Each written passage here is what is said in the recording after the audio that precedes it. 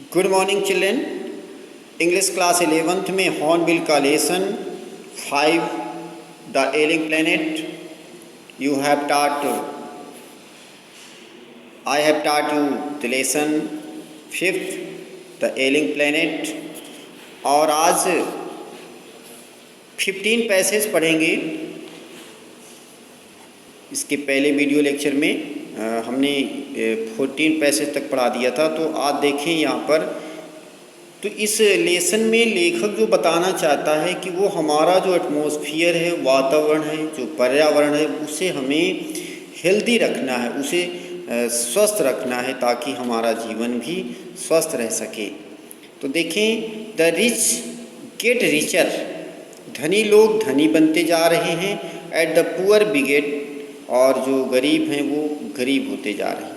Children which condemns them to remain poor, और वे लोग जो निर्धन लोग हैं वो बच्चे पैदा करते हैं जो सदैव निर्धनता के नर्क में रहते हैं। More children does not mean more workers, merely more people without work.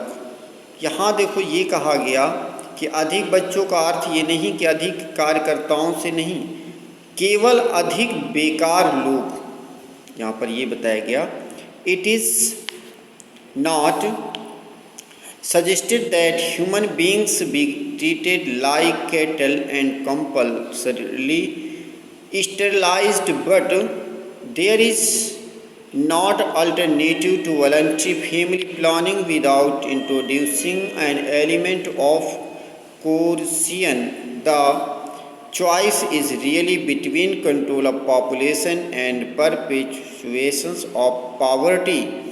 ये बताया गया कि यह सुझाव दिया गया कि मनुष्यों को केवल पशु की तरह बंध्याकित नहीं किया जाएगा, किंतु बिना जबरदस्ती किए अपनी इच्छा से परिवार नियोजन अपनाने का कोई अन्य विकल्प नहीं है। वास्तव में चयन जनसंख्या नियंत्रण व लगातार निर्धनता के बीच में है।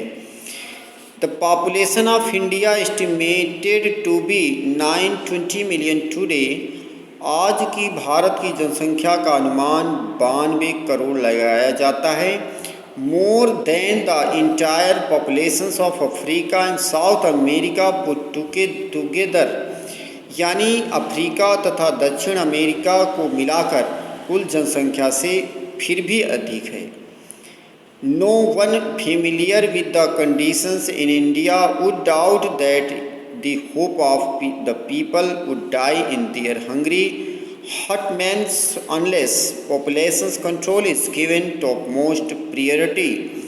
यानी जिसे भारत की परिस्थितियों की जानकारी है उसमें कोई संदेह नहीं कि जब तक जनसंख्या नियंत्रण को प्राथमिकता नहीं दी जाती तब तक भूखी झोपड़ पट्टियों में आशा नहीं पनप सकती है। पैसेज नंबर 17 देखें। For the first time in human history we see a transcending concern. मानव इतिहास में प्रथम बार हम बढ़ती हुई जनसंख्या की चिंता को देख रहे हैं। The survival not just of the people but of the planet, केवल न केवल लोगों को जिंदा रहने की बल्कि ग्रह के जिंदा रहने के विषय में भी चिंता बढ़ती जा रही है। We have begun to take a holistic view of the very basis of our existence. The environmental problem does not necessary signal our demise, it is our passport for the future. The emerging new world vision has ushered in the era of responsibility. It is a holistic view and ecological view, seeing the world as an integrated whole rather than a dissociated collection of parts. यहाँ बताया गया कि पर्यावरण की समस्या आवश्यक रूप से हमारी मृत्यु का संकेत नहीं बल्कि हमारे भविष्य का प्रवेश पत्र है। नए विश्व के उभरते दृष्टिकोण ने उत्तरदायित्व का युग शुरू कर दिया है। यह संपूर्णता का दृष्टिकोण है, पर्यावरण का दृष्टिकोण है और संसार को अखंड रूप से में देखने देखना, न कि बिना मेल वाले अलग अलग भागों के समूह के रूप में देखने का दृष्टिकोण है। नेक्स्ट पैसेज देखेंगे 18 passage. Industry has a most crucial role to play in the view in this new era. Era means होता है युग। In this new era of responsibility, जिम्मेदारी इस नए युग में उद्योग की अति महत्वपूर्ण भूमिका है। What a transformation would be effected if more businessmen shared the view of the chairman of DuPont, Mr. Edgar S. Woolard, who 5 years ago declared himself to be the company's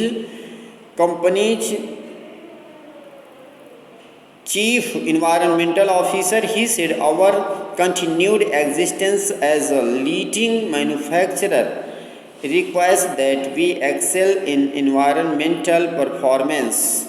कैसी कायापलट हो जाएगी यदि पोंट डू के chairman mister Edgar S वूलर्ड की तरह अन्य व्यापारी भी सोचें।